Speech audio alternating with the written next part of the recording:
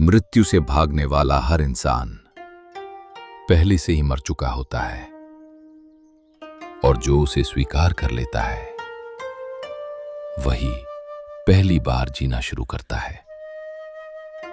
Japan की प्राचीन धरती पर, जहां हर सांस एक युद्ध थी, वहां एक सिद्धांत था, इतना कठोर कि आज का मन उसे सुनकर कांप उठे।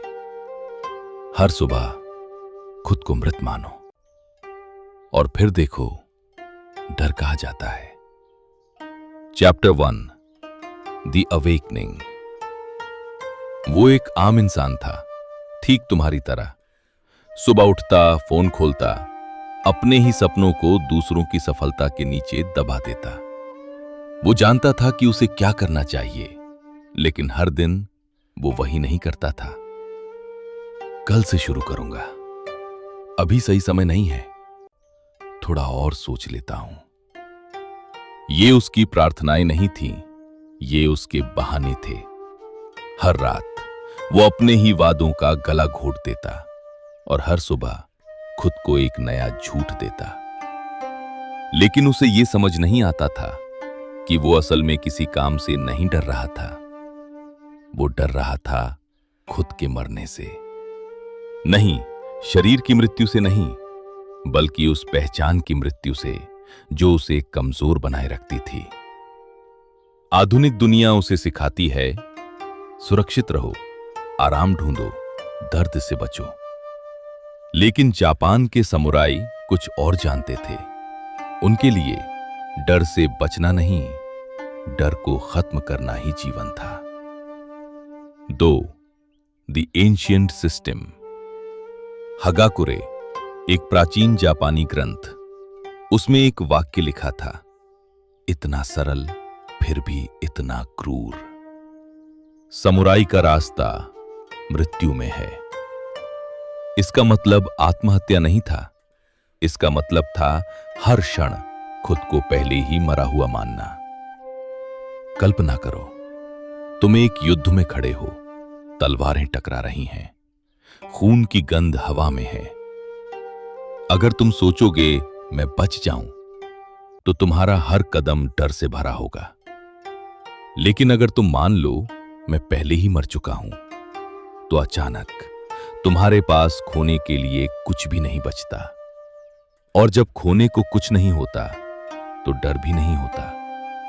यही था समुराई का रहस्य। मृत्यु को स्वीकार करो ताकि जीवन को पूरी तरह जी सको। Chapter 3, the internal war.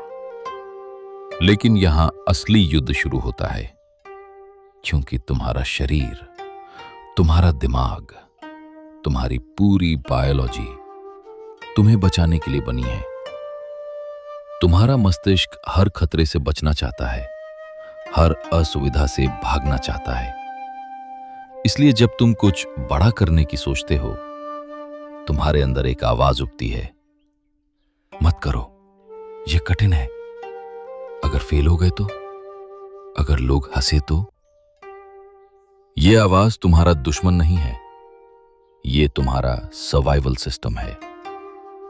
लेकिन समस्या यह है, जो तुम्हें जीवित रखता है वही तुम्हें महान बनने से रोकता है। समुराई इसे समझते थे, इसलिए उन्होंने अपने दिमाग से लड़ने की कोशिश नहीं की, उन्होंने उसे बाईपास कर दिया। उन्होंने खुद से कहा, मैं पहले ही मर चुका हूं, और उसी क्षण दिमाग की सारी नेगोशिएशन खत्म। 4, the one path, the last Ronin. एक ऐसा योद्धा जिसने सब कुछ खो दिया, न कोई मालिक, न कोई घर, न कोई डर, क्योंकि उसके पास बचा ही क्या था? कुछ नहीं। और जब इंसान के पास कुछ नहीं बचता, वो पहली बार पूरी तरह आजाद होता है। यही रास्ता है। तुम्हें हर दिन, हर निर्णय से पहले अपने आप से पूछना होगा, अगर मैं आज मरने वाला हूं, तो क्या मैं ये काम करूंगा? अगर जवाब नहीं है, तो तुम झूठ जी रहे हो। अगर जवाब हां है तो फिर कोई बहाना नहीं। ये रास्ता आसान नहीं है। आधुनिक दिमाग इसे रिजेक्ट करेगा क्योंकि ये आराम छीन लेता है, ये एक्सक्यूजेस जला देता है। लेकिन यही रास्ता तुम्हें उस इंसान में बदलता है जिससे तुम खुद डरते हो। Chapter 5 practice without gaps. पानी को देखो, वो चट्टानों से नहीं टकराता, वो बस लगातार बहता है और धीरे धीरे सबसे कठोर पत्थर को भी काट देता है। समुराई भी ऐसे ही थे। उनकी प्रैक्टिस में कोई गैप नहीं था, कोई आज नहीं था, क्योंकि उनके लिए हर दिन आखिरी दिन था।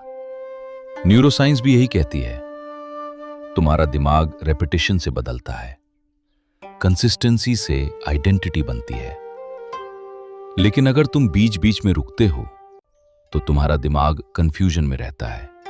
इसलिए या तो पूरी तरह करो या बिल्कुल मत करो। बीच का रास्ता कमजोरों के लिए है। 6 प्री सॉल्यूशंस। समुराई युद्ध में जाने से पहले युद्ध जीत लेते थे। कैसे? तैयारी से। वो पहले ही तय कर लेते थे, अगर ये हुआ तो मैं ये करूंगा, अगर डर आया तो मैं आगे बढ़ूंगा, अगर शरीर थका तो मैं रुकूंगा नहीं। इसे कहते हैं प्री डिसाइडिंग। आज के समय में भी यही काम करता है। अगर तुम जानते हो कि तुम काम के बाद थकोगे तो पहले ही तय करो, मैं फिर भी जाऊंगा। अगर तुम जानते हो कि फोन डिस्ट्रैक्ट करेगा तो पहले ही उसे दूर रखो। वीकनेस आने से पहले उसका जवाब तय करो, क्योंकि जब कमजोरी सामने होती है तब तुम सोच नहीं पाते। लेकिन अगर फैसला पहले ही हो चुका है तो तुम बस एग्जीक्यूट करते हो। 7 द ट्रांसफॉर्मेशन। और फिर एक दिन तुम उठते हो और तुम्हें एहसास होता है तुम वही इंसान नहीं रहे। डर अब भी है, लेकिन वो तुम्हें रोकता नहीं। दर्द अब भी है, लेकिन वो तुम्हें मजबूत करता है।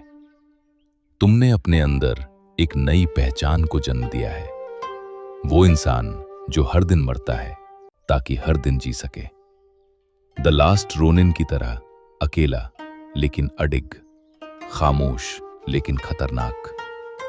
क्योंकि अब उसे पता है मृत्यु से भागना नहीं है, उसे गले लगाना है, और उसी पल डर खत्म हो जाता है। अगर ये दर्शन तुम्हारे भीतर कुछ जगा रहा है तो द लास्ट रोनिन के साथ इस रास्ते पर चलते रहो। सब्सक्राइब करो और बुशीडो और वाबी साबी की उस दुनिया में प्रवेश करो जहां हर दिन तुम्हें खुद से जीतना है।